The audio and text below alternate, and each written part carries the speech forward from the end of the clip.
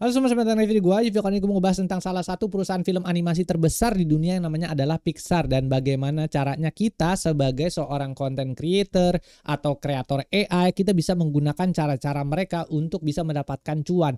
At least sepersejutanya pun gak ada masalah lah ya. Yang penting at least kita bisa dapetin cuan dari karya-karya yang kita buat gitu. So yang penasaran, yuk kita langsung aja masuk ke dalam videonya.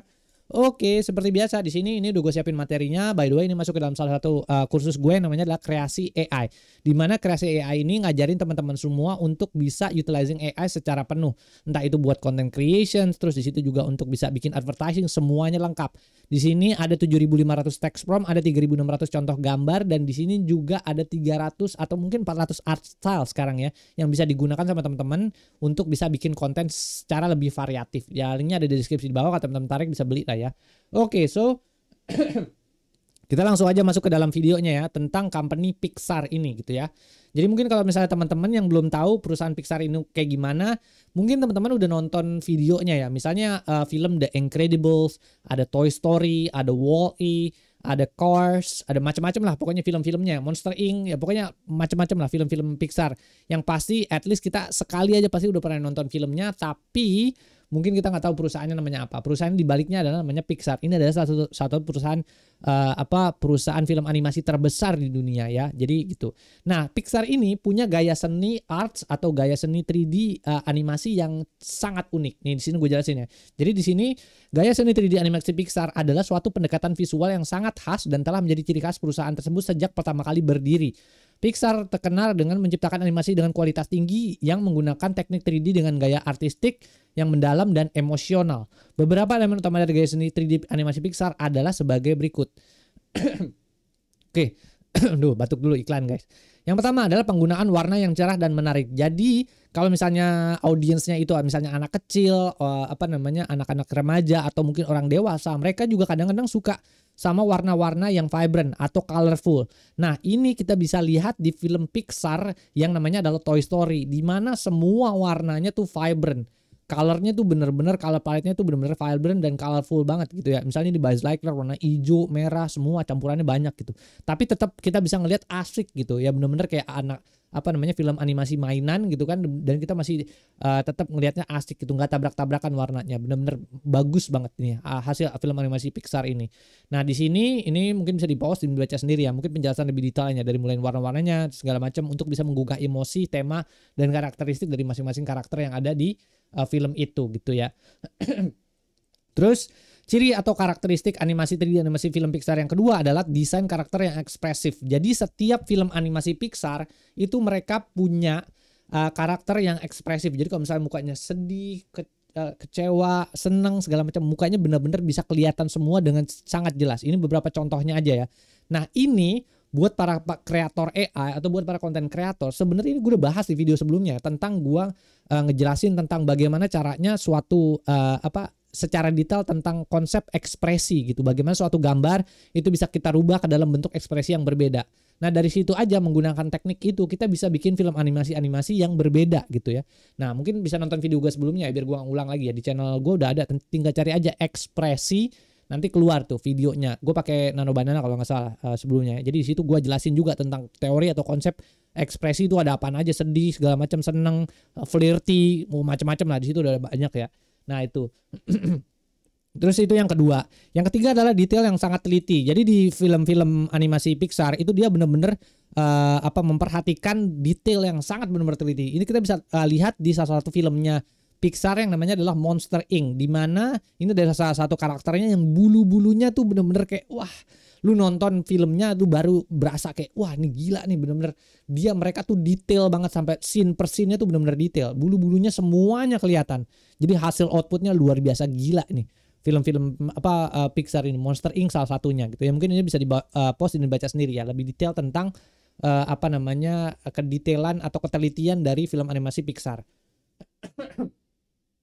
Oke, terus habis itu berikutnya ada yang lainnya adalah penciptaan dunia yang imersif gitu ya. Di sini penjelasannya yang beberapa contohnya adalah misalnya kayak Cars, film Cars, ada Finding Nemo nih. Pasti nonton kita temen waktu pas lagi kecil nih, nonton film-film Finding Nemo. Terus juga ini sering disetel di TV-TV gitu. Nah, ini penjelasannya dunia yang dibangun oleh Pixar seringkali sangat mendalam dan penuh dengan kreativitas.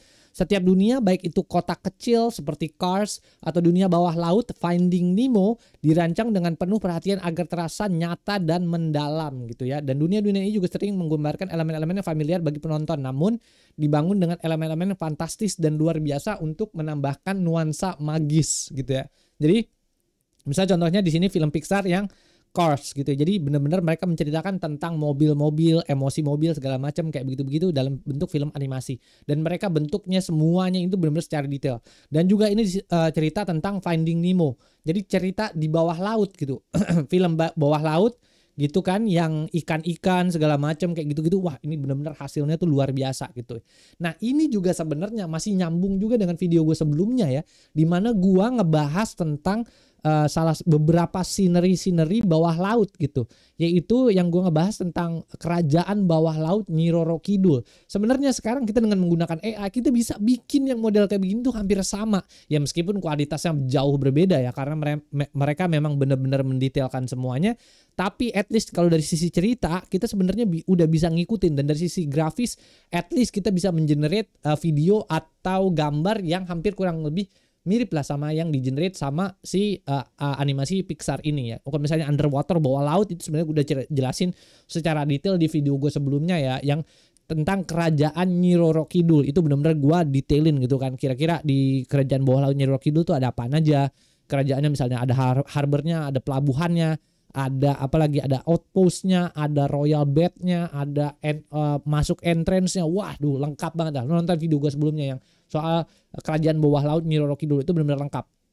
Oke, jadi itu bisa dicontoh gitu kan. Jadi kalau misalnya kita mau bikin yang ala Finding Nemo gitu kan, tapi pakai culture atau budaya Indonesia, itu bisa juga nonton video gua.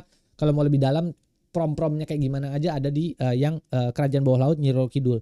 Oke, ini ya. Terus habis itu berikutnya selain itu juga karakteristik dari film 3D animasi Pixar yaitu penggunaan realisme dan fantasi dalam harmoni gitu ya. Jadi realisme tuh maksudnya sesuatu yang benar-benar realistis, bentuk nyata dari kehidupan kita atau cerita sehari-hari kita. Kalau fantasional atau biasanya surrealism gitu kan, sesuatu yang benar-benar jauh, benar-benar kayak di dunia fantasi yang benar-benar nggak ada gitu kan.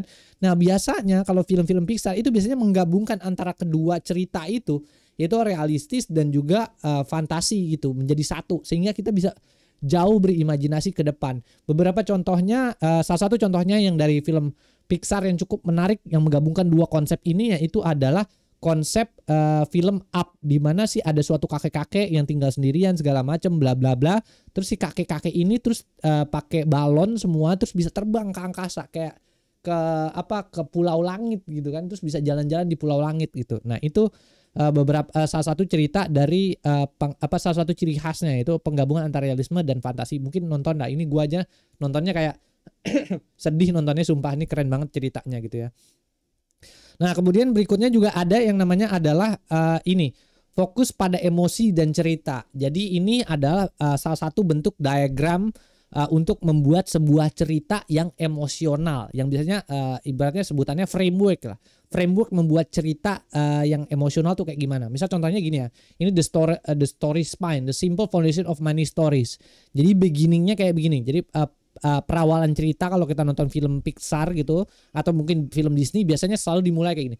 Once upon a time, every day, kayak gitu-gitu ya. Jadi kayak di suatu masa, setiap harinya, kayak begitu-begitu ada bla bla bla bla bla. Terus abis itu di event kayak but one day, tapi suatu hari gitu kan. Terus abis itu di pertengahan mereka selalu bilang kayak begini, because of that, oleh karena itu maka bla bla bla. Terus juga mereka di sini juga ngejelasin lagi until finally, sampai pada akhirnya, dan di akhir selalu mereka bilang kayak and ever since then, dan setelah dan semenjak itu mereka jatuh cinta bersama, mereka menjadi sedih, mereka ngapain. Jadi dengan menggunakan framework ini kita bisa membuat suatu cerita yang compelling, yang mudah didigest, mudah diterima sama setiap orang, setiap lapisan orang. Jadi kalau kita bikin cerita itu step by stepnya atau frameworknya, base-nya adalah ini gitu. Kalau kita mau bikin cerita yang bagus bla bla bla, kita harus bikin cerita yang ini. Ini juga berlaku misalnya kalau mau bikin mau bikin cerita advertising segala macam, mau bikin cerita film animasi, mau bikin cerita apa lagi, kita kalau ngikutin runut pakai step by step kayak gini itu akan ceritanya akan bagus gitu, mudah didigest, mudah diterima gitu ya. Jadi sini bla bla bla, mungkin ini bisa diikutin ya, bisa dibaca sendiri itu penjelasannya segala macam di sini ya. Habis itu berikutnya di sini ya, ada juga karakteristik lain lagi juga di sini disebut juga dengan penciptaan gaya visual yang unik untuk setiap film. Jadi setiap filmnya Pixar mereka punya gaya seninya masing-masing. Misalnya kayak contohnya Toy Story yang colornya vibrant segala macam bla bla bla gitu kan. Terus ini ceritanya tentang mainan segala macam. Ada juga Bugs Life, ini cerita tentang semut segala macam bla bla bla. Ini gue suka banget juga nih. Aduh, keren banget Pixar zaman dulu kan. Ini macam-macam filmnya tuh macam-macam juga gaya seninya, bentuknya pun berbeda-beda. Ini makanya gue bilang Pixar udah gila ini. Luar biasa detail dan juga bener-bener tempatnya sinerginya itu berbeda. Makanya Pixar sampai sekarang tuh meskipun filmnya yang keluarin nggak banyak, setiap tahunnya nggak ngeluarin film, mungkin 2 tahun atau 3 tahun atau bahkan 5 tahun sekali ngeluarin film, tapi hasilnya outputnya gila. Bagus-bagus banget semuanya. Mungkin bisa tontonin sendiri lah ini hasil film-filmnya Pixar gitu ya. Nah ini ya salah satu ciri khas berikutnya dari Pixar, yaitu penciptaan gaya visual yang unik untuk setiap filmnya. Nah kemudian sebagai kita sebagai seorang content creator atau sebagai kreator AI, nah kita dapat duitnya tuh dari mana kalau misalnya kita bikin karya yang model begini gitu kan. Nah sekarang dengan menggunakan AI kita tuh bisa bikin at least nggak mungkin sebagus ini ya karena masih menggunakan AI, tapi at least sorry guys, gue lagi batuk-batuk nih, gue tapi nggak apa-apa ya, lanjut aja bikin video ya. Nah ini salah satu cara kita untuk bisa mendapatkan cuan dari sini adalah at least kita bisa bikin gambar atau bikin video yang hampir punya cerita yang mirip ya. Apalagi Indonesia ini punya banyak cerita yang luar biasa yang bisa kita ceritain dalam bentuk versi gaya seninya kita sendiri dan dengan cerita atau gaya stylenya kita sendiri gitu. Jadi sebenarnya gue udah banyak bahas ya, di Indonesia itu banyak banget cerita-cerita. Kalau nonton playlist gue yang cuan itu banyak banget gue cerita-ceritain ya. Dari mulai animalnya kita bisa bikin ekonomi, kita bisa bikin aneh-aneh segala macam pakai gaya seninya. Nonton video sebelumnya itu di playlist cuan itu ada yang bebek gue ganti-ganti jadi aneh-aneh. Ada juga misalnya Labubu kita bikin jadi aneh-aneh segala macam, itu kita bisa semua lakukan. Jadi sebagai kreator atau content creator atau kreator AI ini kita bisa dapat cuan dari sana gitu ya. Nah, gue kasih lihat ya konkretnya seberapa besar sih potensinya 3D animated film atau bercerita melalui sebuah animasi itu cuannya berapa banyak gitu. Ini gue kasih lihat ya. Jadi ini total market cap value atau total profitability dari suatu filmnya si Pixar. Nih, Toy Story itu punya market cap value itu sekitar 0,3 nih total revenue itu 0,37 billion ya, atau 0,37 triliun gitu ya. Bener-bener gede kan. Ini dari hasil penjualan film, penjualan merchandise, penjualan kaos, macam-macam lah gitu kan. Terus penjualan IP, intellectual property yang dimasukin ke dalam Disneyland lah segala macam, itu dari satu film doang dapatnya segini, 0,37 triliun. Bro, gila, gede banget kan gitu. Jadi inilah the power of story dan the power of animasi yang kita bikin. Sekarang dengan menggunakan AI kita bisa melakukan itu semua. Ini yang pertama, Toy Story. Bugs Life 0,36, Toy Story 2 0,49. Ini masih satu series ya, sampai 3 nih Toy Story. Monster Inc 0,58, Finding Nemo 0,94, hampir 1 billion ya. The Incredibles 0,63, Cars 0,46, Ratatouille 63 nih ya, banyak banget nih. Toy Story 3 1 triliun gitu kan. 1 billion dolar kan. Artinya 1 triliun dolar gitu kan. Ini kalau dirupiahin lo hitung aja sendiri, bro. Kali 16.000 anjir, nolnya gue juga bingung anjir. Sorry. Nolnya juga gue bingung itu kan, berapa tuh kan. Gila gede banget kan. Cars 2 nih 0,55, Brave buset dah. Nih kan, nih Finding Dory 1 triliun anjay. Cars 3 0,6, buset dah. Tuh lihat tuh. Semuanya ini hampir triliunan. Mereka baru mau bikin film lagi, Elio akan datang. Gua gak tahu ya ini apakah udah rilis apa belum. Gue belum sempat nonton filmnya, tapi ini juga tebakan gue sih mungkin bisa berapa triliun lagi, 0, berapa triliun lagi nih. Gila anjir kan. Jadi hasilnya adalah ini. Kalau kita bisa membuat sebuah cerita yang benar-benar touch on sama orang lain dengan menggunakan AI, hasilnya ini. Lu nggak perlu deh dapetin segini banyak tuh, nggak perlu. Dapetin fractional sepersejutanya aja lu udah untung parah kan. Dari ya apa namanya bikin AI kayak begini kan. Makanya kenapa sih gue bikin kursus kreasi AI ini, tujuan gue adalah supaya orang-orang jadi bisa gitu kan bikin film animasi segala macem bla bla bla kayak begini, supaya mereka bisa dapat cuan lebih banyak. Dan juga kebutuhan gue adalah gue pengen juga kan kayak budaya-budaya Indonesia itu banyak banget bro, yang kalau misalnya kita, menurut gua ya, kita masih butuh 1.000 bahkan 10.000 100.000 lagi konten kreator AI lagi yang bisa ngerjain AI dan bisa bikin cerita yang bagus untuk promosiin budaya kita di luar sana bro. Butuh banyak banget itu. Makanya kenapa gua ngajarin kreasi AI ini. Mungkin orang-orang nonton kayak channel gua sampah lah, kayak ngelihat tuh gue ngejelasin cuman prom-promnya doang segala macem. Tapi di luar dari itu sebenarnya itu yang gue pengen bikin dari sini kan. Gue pengen bikin lebih banyak konten kreator lagi yang bisa juga utilizing AI untuk bercerita lebih banyak tentang budaya Indonesia, sehingga budaya Indonesia juga lebih banyak dan bisa lebih terkenal gitu daripada ya budaya-budaya kayak gini gitu kan. Ini kan film-film animasi yang fantasional doang, tapi kan kalau Indonesia kan benar-benar cerita rakyat Indonesia. Itu bakalan keren kalau misalnya kita bisa gabungin lagi bungkus ke dalam bentuk-bentuk cerita yang kayak begini. Ya itulah ya beberapa sedikit intermezzo tentang kenapa gue melakukan ini semua gitu ya. Ya mungkin itu aja sih yang bisa gue sampaikan di video kali ini. Mudah-mudahan ini bisa menginspirasi teman-teman juga gitu kan, supaya ayo gitu kan, ayo coba jadi kreator AI, ayo coba jadi konten kreator yang bisa terus nambah-nambahin bercerita lebih banyak tentang budaya-budaya Indonesia. Thank you semuanya nonton. Jangan lupa bantu share, like sama komen. Di situ juga ada website gue juga di agunsudro.com. Ya kalau mau ngobrol-ngobrol sama gue bisa lewat situ ya. Thank you semuanya yang udah nonton. Oke, bye.